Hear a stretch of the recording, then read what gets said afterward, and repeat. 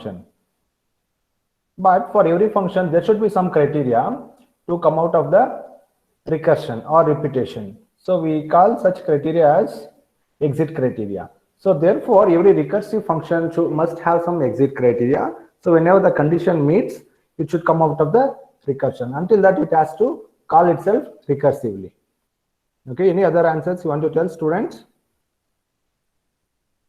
Anyone? What is recursion?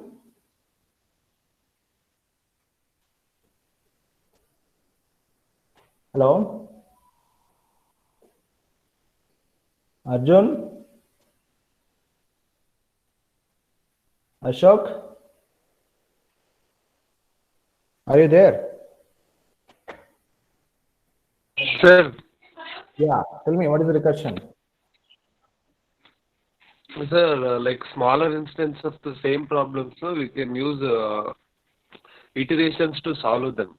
So we'll call them as a recursion. So iteration is different, recursion is different. Iteration can be a part of any function, isn't it?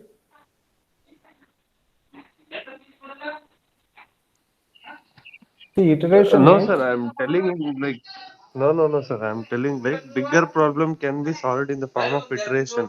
yeah, yes. For example, towers of Hanoi can be solved by using recursion. Even the Fibonacci can be solved by using recursion. Okay, we'll see all those problems in the lab session, because in lab session what happens, so it's a 3-hour session and we have 10 small programs in Python. So at that time we do more and more like those application oriented problems. Say for example, if I consider, so recursion as one concept, so the applications of recursion are, say you can implement towers of Hanoi, you can implement Fibonacci and so on. You can implement some other sorting and searching based algorithms as well. Those are all becomes applications of recursion. So we solve such applications during lab sessions. So now today just will see what is recursion. So an example about how to implement recursion in Python. Now I consider one example. Look at this source code. I have defined one function by name repeat. It takes one parameter, one integer parameter. So if I give n, so it has to display n numbers. Then at the end, it will say, for example, if I give 10, so it should display 10, 9, 8 up to 1, and then it should display at the end blast off. Okay, now so therefore I am giving one value, so that is 3. So it should display 3 to 1, then blast off. So then it should display blast off. Okay, first we'll see the output whether it is doing or not, then we'll trace the code.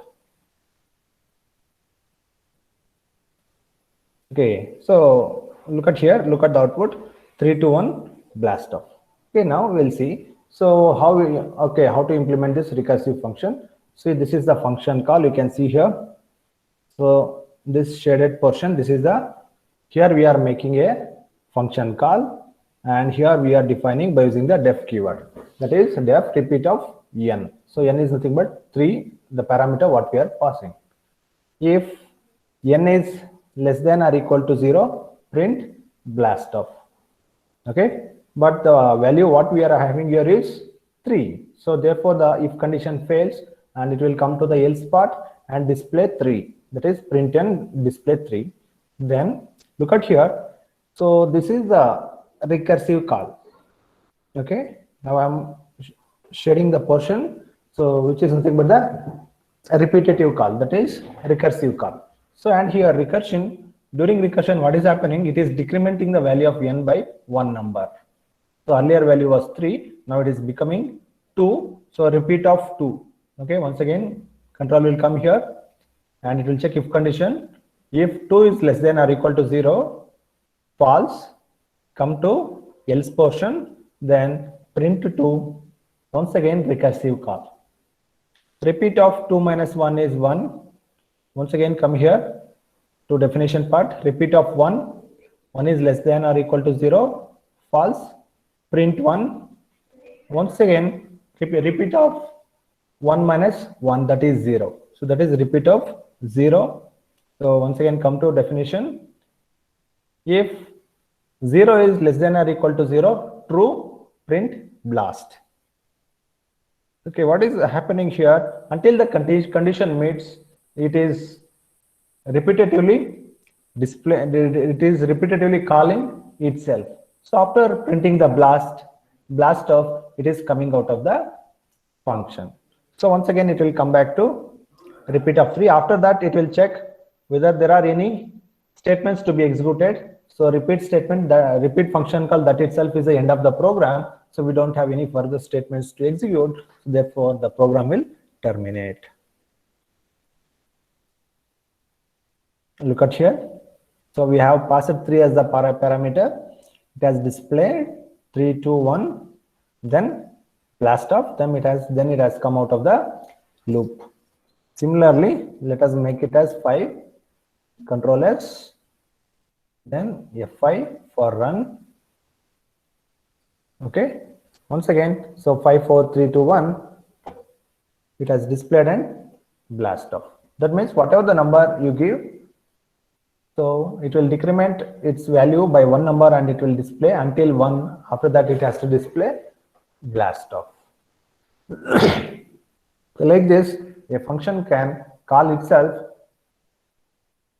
to make it as a recursive call. Okay, this is called a recursive function. Students, any doubt? You can define a recursive function just like a normal function, and the function calling procedure is also the same. The syntax is same. During the lab sessions, we'll see how to implement other programs, other applications by using recursive functions. Now we'll move on to new concept, that is modules.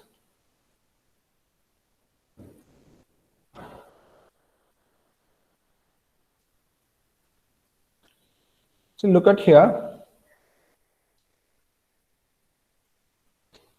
See, in the beginning, you can just observe this code snippet. It is starting with 3 single quotes. See, the 3 single quotes are used to identify what?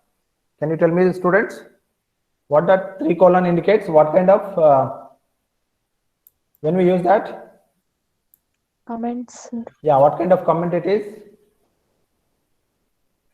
Multi-line comment. So in our case, the message is only 1 line, but whenever you want to use multi-line comments, you can use triple quotes. You can use triple quotes. And see, after that, you can see from double underscore future double underscore import print function. So actually, this we are using in Python 2.x. This statement, to use print statement, we are using it. But in Python 3.x, we need not use this from future import print function. Okay, this you can exclude. Then after that, look at here. So after that, there is some function, so which will compute all the even numbers in the Fibonacci series. So we will pass n value to the function. It will compute this. Already we have traced. This will compute the even values within the Fibonacci series. Then after that, you see, you should observe this statement. How to specify main function in Python? To specify the main function, always we should use this statement: if double underscore name equal to within double quotes double underscore main and double underscore. Okay, then close the double quote. So what is that? As I told, whenever you use function, it will create an implicit variable by name double underscore name is equal to, and its value is equal to double underscore main. Okay, that indicates that it is a main function, and this is the implicit variable double underscore name double underscore. So from here, therefore, so we assume this as the main beginning of the main, and here we have 2 statements, limit and print. Okay, these are the body of the main function. So by this code snippet, what we will understand is as part of the body of the main function, we have two statements. So limit is equal to raw input of max Fibonacci number and print even fib of int of limit. So that means using the main function, we are creating one variable limit. Limit is equal to raw input of max Fibonacci number. So that means to generate the Fibonacci number, we are asking you to enter the n value. So that will be stored in the variable limit. Then by using the within the print statement, we are making a function call. Within the print statement, we are making a function call. So name of the function is even underscore fib, and we are passing limit as the parameter. So before passing limit as a parameter, so it is actually string. It is stored as a n value is stored as a string value. We are converting it into integer by using the int constructor. By using the int constructor, we are doing explicit type conversion, then passing that limit value to the function, and we are receiving it as n here.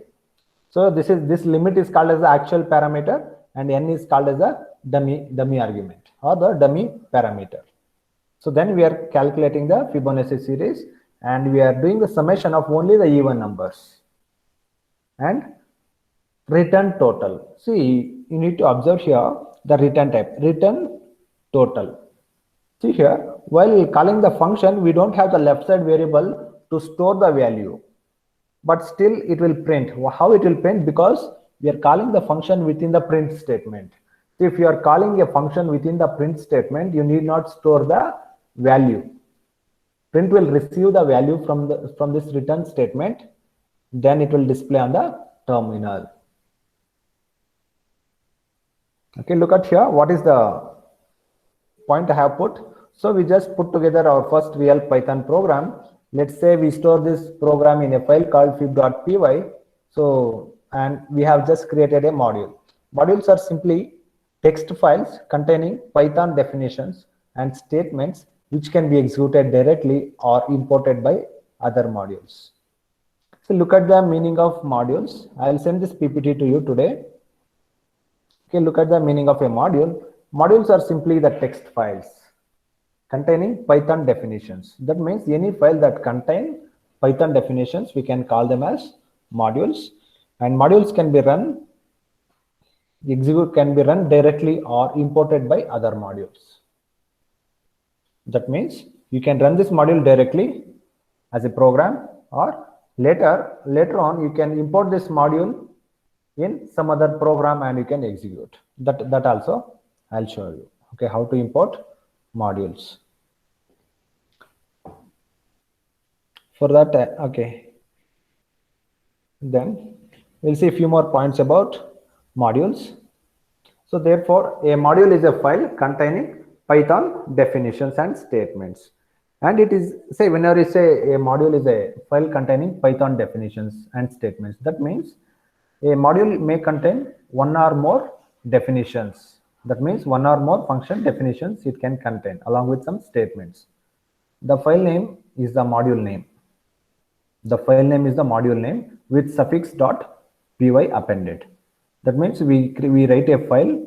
Under that, we write a number of function definitions and we store it with .py. And the file name is nothing but the module name. That means one module may contain a number of definitions. Within a module, the module's name, that is nothing but a string, is available as the value of the global variable. So that means, as I told, so whenever you run a program, it will create an implicit variable or a global variable, that is underscore underscore name underscore underscore, and its value is nothing but it will be initialized to the name of the module. Name of the module is nothing but the program name. If your module is executed directly, however, the value of the global variable will be underscore underscore main underscore underscore. Okay, if the module is executed directly. So that means you write only one program, under that you define one or more functions and you execute. That means you are not importing it in any other program, you are executing it directly. If that is the case, the value of the underscore name underscore underscore will be double underscore main double underscore. So that is the value. So this is also the interview question. So if they ask you, so say, let us assume you have written a function which contains 2-3 function definitions and you are executing it directly. What is the value of the global variable underscore double underscore name double underscore? Then the answer is, then its value is double underscore main double underscore. Okay, this is very, very important. Keep in your mind. Modules can contain executable statements aside from definitions. So that means when we write a module, it doesn't contain only the function definitions. It may also contain some other executable statements. These are executed only the first time the module name is encountered in an import statement, as well as if the file is executed as a script. That means the remaining statements are executed only the first time the module name is encountered in an import statement, as well as if the file is executed as a script. That means other statements will execute only once when the module name is invoked.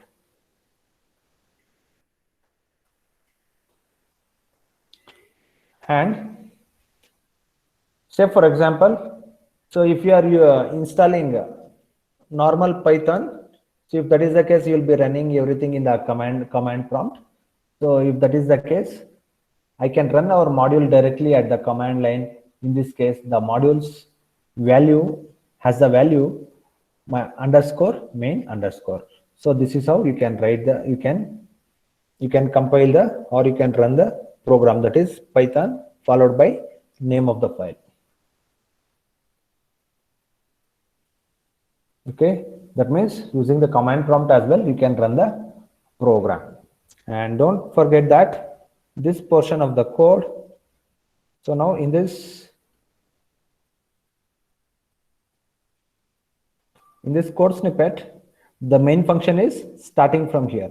So this portion of the code is called as the main function, and this portion is called as the definition. This portion is called as the definition, and the first line from this is called as the optional part. So this is the optional code which you need not write in Python 3.x.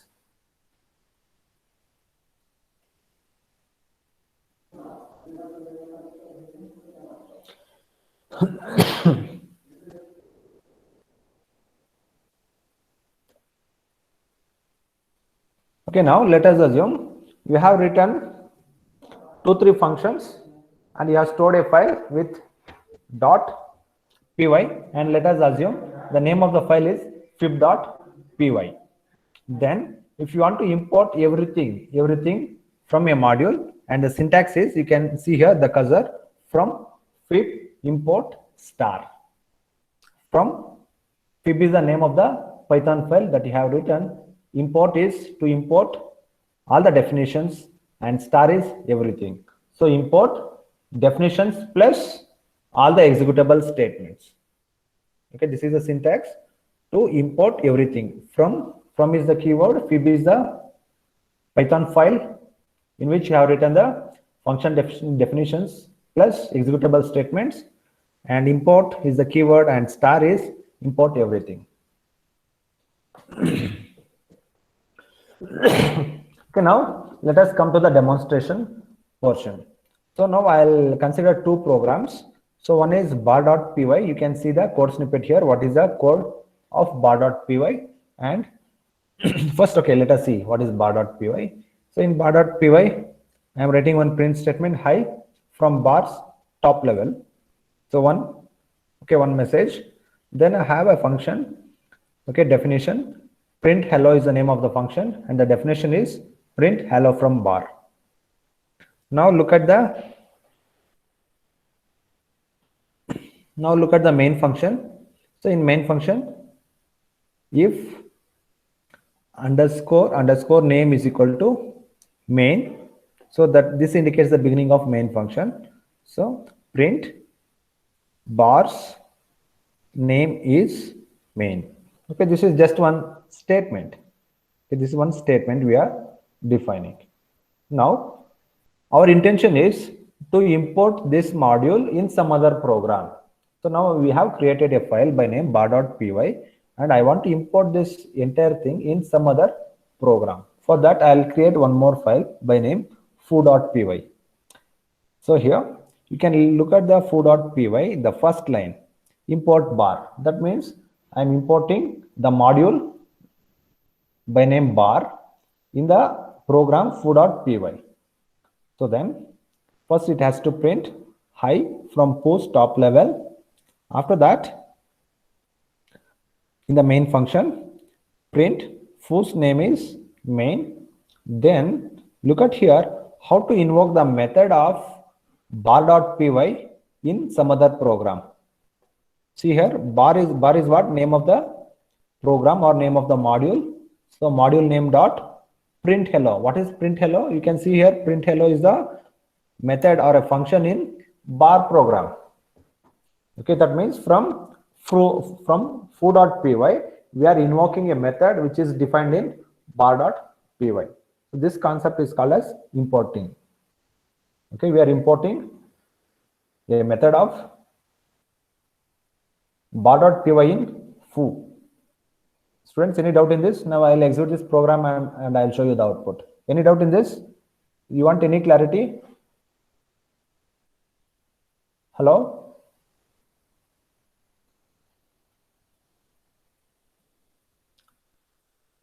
Hello, students? No, sir. No, sir.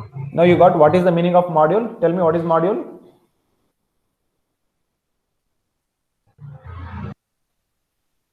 Contains the definition, which contains the definitions of Python. Yes. Basically, module is a file which contains one or more definitions. And it may also contain executable statements as well. Then we can import a module in some other program by using import keyword. Okay. So that is what we are doing here in foo.py. Foo.py is another Python file. We are importing bar. Bar is a module. And we are by using bar.println, we are calling a method of bar.py. Okay, now I'll show you this. Okay, first I'll show you. So see here, this is the code written in bar.py, print hi from bars top level. Then the function definition contains one message, hello from bar. Okay, then in the main function, so there is bar's name is main. First look at the output of bar.py.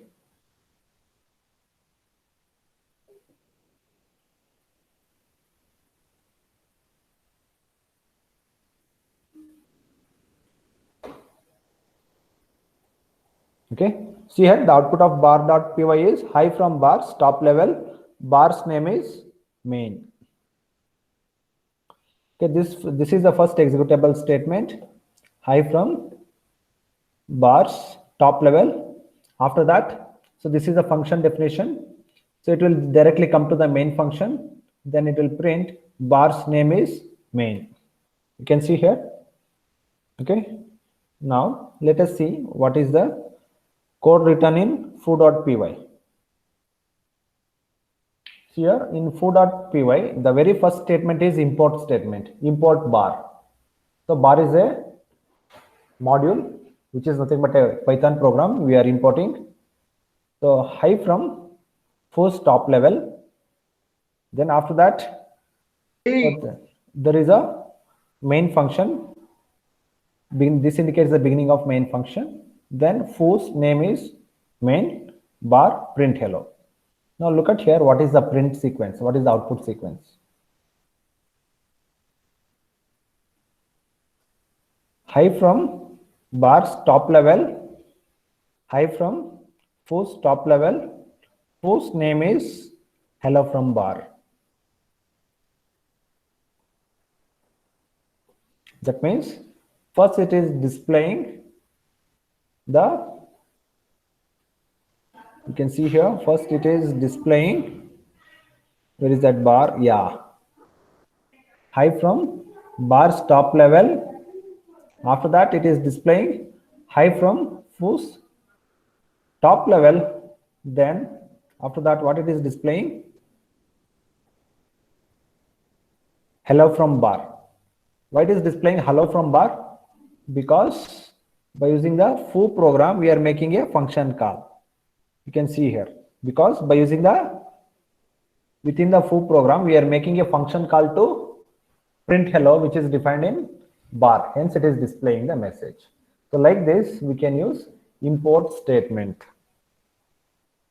Okay, what is the whole purpose of using import statement? Does this concept promotes code reusability, students? Yes, sir. How, okay, tell me how it supports code reusability. We are importing the one module like bar in another. Okay, say for example, let us assume I'll create a class. So I'll make it as a, okay, I'll call it as one class module. After that, I'll create 60 student objects, because I assume there are 60 students, and I'll create 60 student objects. Now, so I have implemented some two-three function as part of the class module. Now all the 60 students can call the methods or import the methods defined in class module. That means 60 times we are reusing the code, isn't it? Because all the 60 students are importing that class module. In that sense, we are promoting code reusability. And what is another advantage? What is modularization, students?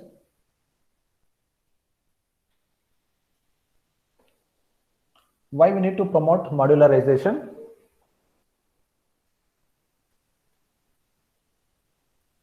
When we do modularization, the whole purpose of modularization is to improve code readability by implementing meaningful functions. Each function will do one meaningful task. So therefore, there is no like complexity wherein one piece of code doing multiple functionalities. So that is a very bad thing. So when you write one code snippet, okay, that should do one meaningful task. So one such code snippet is nothing but one function definition. So therefore, every function must do one meaningful task. So that is how we do modularization.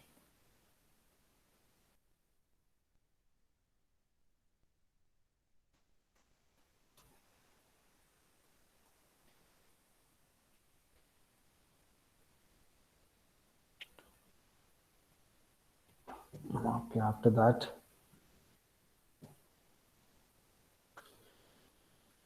Okay. Okay, this PPT I'll send you. Okay, you can try it out. So mini module quiz. Okay, I have given the code snippet. Just you need to execute and see what is going to happen.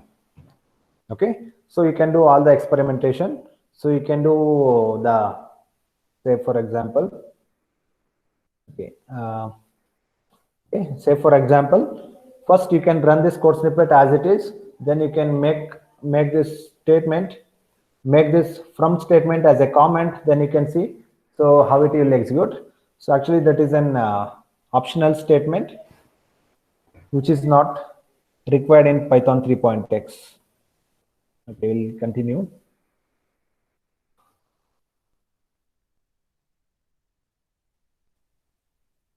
Okay, we'll see. Okay, next concept, module search path. When a module is imported, Python doesn't know where it is located, so it will look for the module in the following places in order. Okay, so see, when you import a module, you may be calling one specific function. Say for example, as I told, I'll create one class module. Inside that, I'll define some 10 functions, 10 function definitions, but you'll be calling one specific function. Okay, so now how it will search, let us see in what sequence it will search.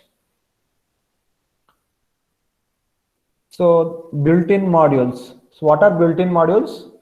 That means modules which are already built in Python, just like built-in functions within C program. Similarly, there are modules which are built-in within the Python interpreter. So Python interpreter contains built-in modules.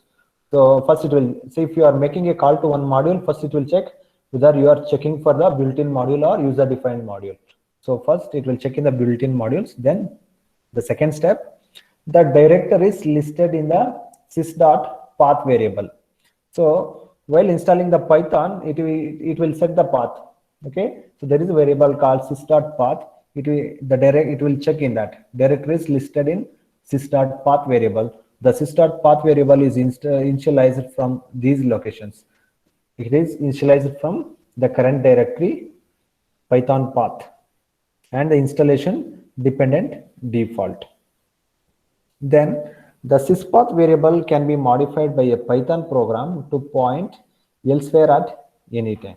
And at the same time, there is a possibility where the value of the sys.path variable can be modified by a Python program to point elsewhere at any time. At this point, we'll turn out attention back to Python functions. We'll cover advanced module topics as they become relevant. So that means, see, this slide will tell you that how to search the module that you are looking for. So whenever you are making a function call by using the import, it will search whether the module is a built-in module or user-defined module. If it is a built-in module, it will execute immediately, or else or else it will check in the current directory, or it will check the Python path, so where it is defined. Then it will fetch and execute.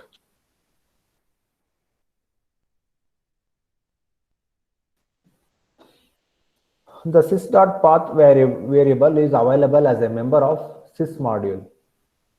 The sys.path variable is available as a member of the sys module, and here is the example output. When I echo my own sys.path variable, how it looks like. That means just have a look at what is the content of that sys.path variable. So how to invoke it? Import sys, then sys.path. After that, type sys.path, and here this is the output. See, you can see here how it looks like. So these are the directories. Actually, these are the directories in which it will search for the modules. Okay, you should interpret it as, so these are all, whatever it is displaying, these are all the directories in which it will search for the module. That is called as the syspath. Understand, students? This output is nothing but a list of directories in which it will search for the modules.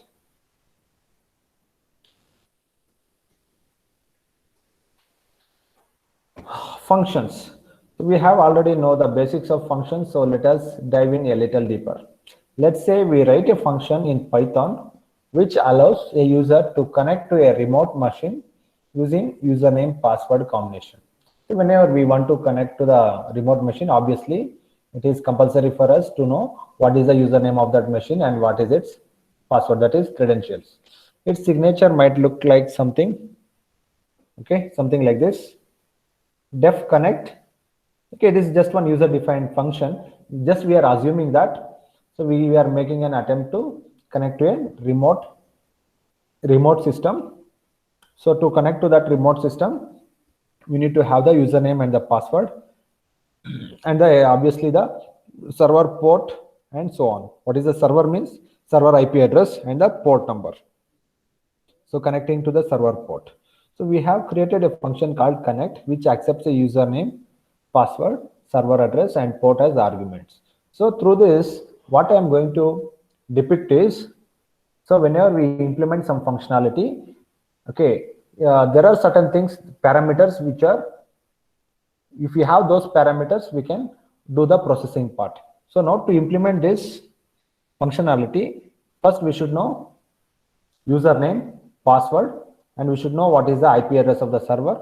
Then that means, so we assume that we are logging into the server machine. So what is the IP address of the server machine and what is the port number? So if we know that, then we can write the logic how to do the login. Okay, that's the meaning.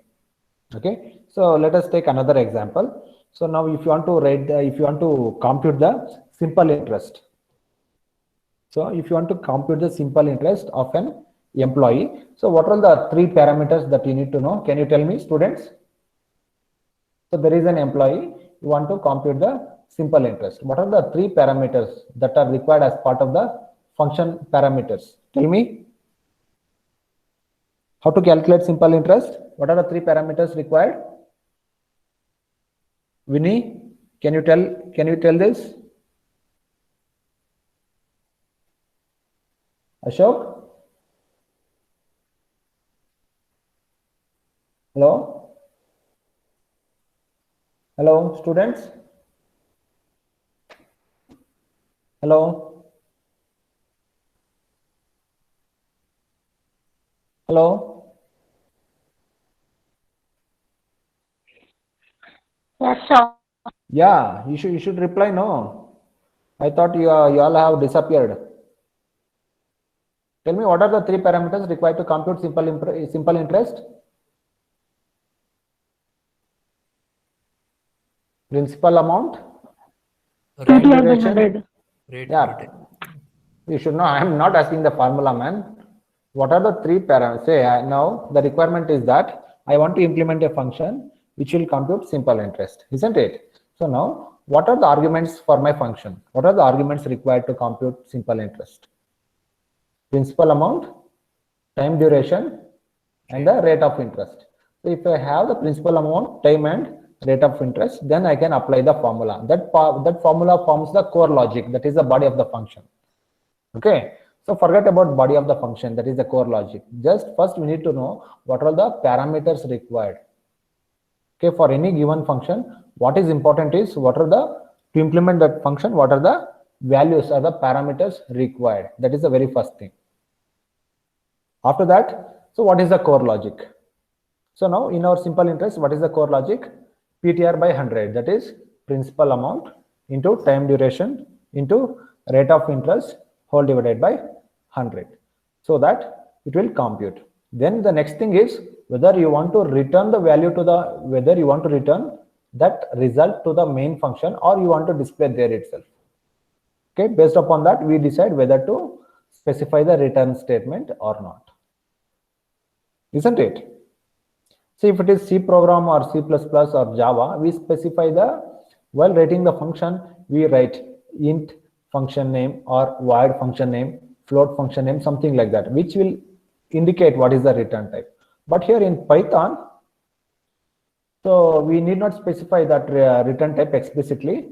So if at all you want to return, use the return statement and you return whatever you want. So if you are not using return statement, that means you are computing and displaying there itself. Okay, that's the meaning.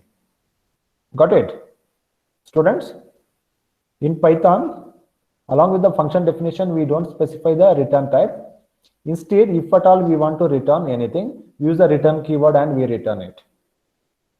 Okay, and if you don't want to return, just we will not use the return statement and we will display the, will compute and display the results within the function itself.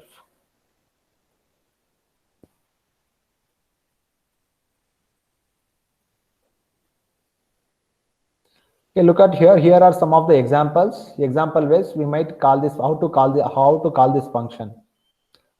Okay, now we are assuming the function by name connect, which contains username, password, server IP address, and the port number. So 1, 2, 3, and 4 parameters. So how to call this function? Okay, connect of, directly pass the values 1, 2, 3, and 4. Okay, this is a server address, and this is a 9160 is a port number. Admin is the username. I love cats, that is a password. This represents the server variable, that is the URL, and 9160 is a port number. Okay, like this you can make a function call. Okay, this we have already seen, isn't it? What is another name for functions? Students,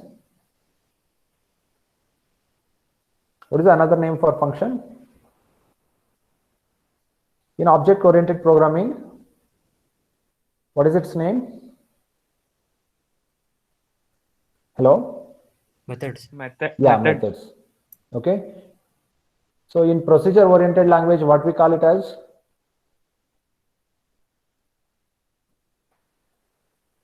Functions. Functions itself, or we also call it as procedures. In procedure-oriented language, we call it as function or a procedure. Procedure and function are one and the same. So what is the basic definition of a function? A function is a set of instructions. A function is a set of instructions.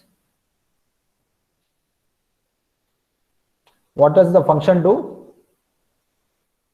What does the function do? Every function will do one meaningful task. That's it. Okay, now look at how to provide default values to a function. Look at here. So this slide is all about how to pass default values to a function. So while defining the function itself, I am passing some default value to the server name, that is the local host, and to the port I am passing the value 9160. So like this we can pass some default values. Okay, so default values, while making a function call, if you are passing a value, that is not the default value, that is the actual value. Remember, keep in your mind, if you are passing the value just like in the previous slide. Okay, see, look at here, where it is. Now you can look at here. See here, you are making a function call and you are passing the values. So what kind of values are these? These values are actual values, because we are sending the values while calling the function itself. But in this example, so this is a function definition line. You can see here the line is starting with def. That means this is a function definition, and here you are initializing server is equal to localhost and port is equal to 9160. So these are nothing but the default values. Okay, so for example, you may get a question, explain the concept of function with default argument values with an example, with a suitable example. Okay, if that is the case, you need to specify the default values while defining the function like this. Okay, students, any doubt in this?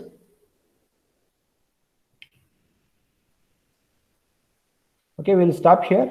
We'll continue from Monday. Okay, before that, I'll take the attendance. So answer for the attendance, USN wise. Let us start with 1BY series. USN 1. Present, sir. USN 2. Present, sir. USN 3. Present, sir. 4. Yes, sir. 5. Present, sir. 6. Present, sir. 7. Present, sir. 8. 8 absent. 9. Present, sir. 10. Present, sir. 11. Present, sir. 12. Present, sir. 13. Present, sir. 14. Present, sir. 15. 16. 16. Present, sir. 17. Present, sir. 18. Present, sir. 19. Present, sir. 20. Present, sir. 21. 21. So if your attendance is missing, you have to type it in the message so that I'll see and I'll put the attendance in case. Okay. 22. Present, sir. 23. Present, sir. 24. Present, sir. 25. Yes, sir. 26. Present, sir. 27. Sir. 28. Yes, sir. 29. 29. Absent. 30. Present, sir. Now 1 TD series. 1. 2. Present, sir. 3. Present, sir. 4. Present, sir. 5.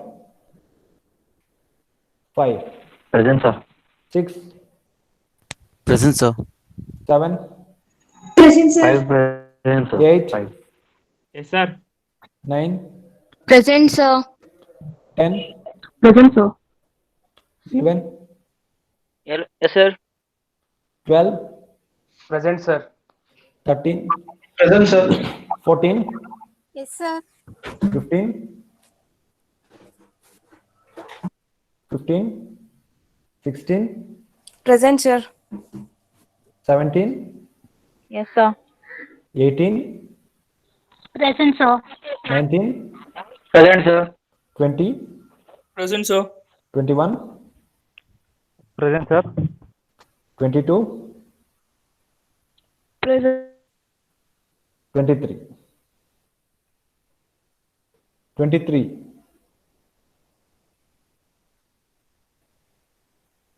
Okay. So 23 absent. Okay, thank you, students.